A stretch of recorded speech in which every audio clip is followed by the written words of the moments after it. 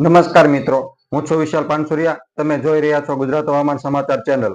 મિત્રો, આજે આપણે આજના કયા કયા વિસ્તારમાં વરસાદ પડશે, અત્યારે ચોમાસું ક્યાં પહોંચ્યું છે અને આંદામાન નિકોબાર ટાપુ પર ચોમાસું ક્યારે બેસશે તેની તથા કેરળમાં ચોમાસું ક્યારે આવશે એ બધા ટોપિક પર ચર્ચા કરવાની છે.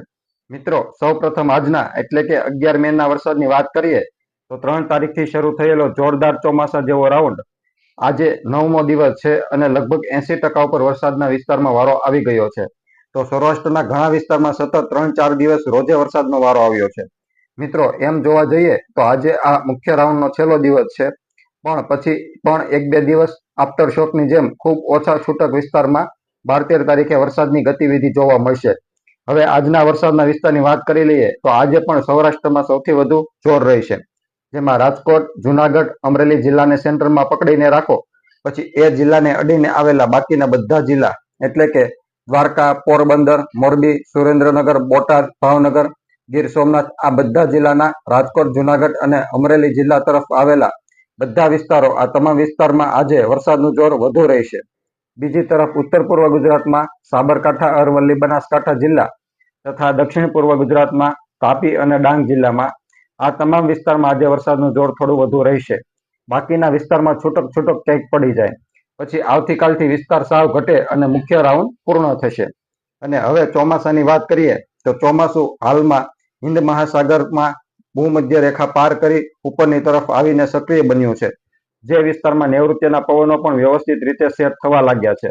અને આગામી 2 દિવસમાં એટલે કે 13 મે સુધીમાં આ પવનો આંદામાન અને નિકોબારના દક્ષિણ ભાગમાં પણ સેટ થઈ જશે અને વરસાદની ગતિવિધિ ત્યાં વધી જશે.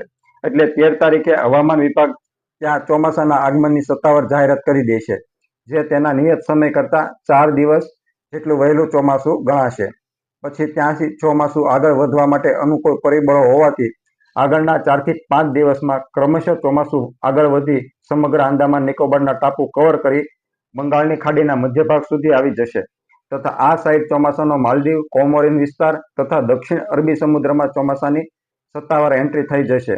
અને હવામાન વિભાગ અનુસાર જો આવી જ રીતે પરિબળ અનુકૂળ રહેશે તો કેરળમાં સત્તાવાર ચોમાસું તેના નિયત સમય કરતા 5 દિવસ વહેલું એટલે કે 27 મેના રોજ આગમન થઈ જશે, જેમાં 4 દિવસ આગળ પાછળ થઈ શકે તેવી હવામાન વિભાગે સંભાવના વ્યક્ત કરી છે. તો મિત્રો, આ રીતે ભારતીય ચોમાસું તમામ જગ્યાએ તેના નિયત સમય કરતા થોડું વહેલું આવી રહ્યું છે. આ એક આપણા માટે ખુશખબરી છે કે જો આ રીતે જ ચોમાસું રહ્યું તો ગુજરાતમાં પણ ચોમાસું તેના નિયત સમયે અથવા તેના નિયત સમય કરતા થોડું વહેલું આવશે.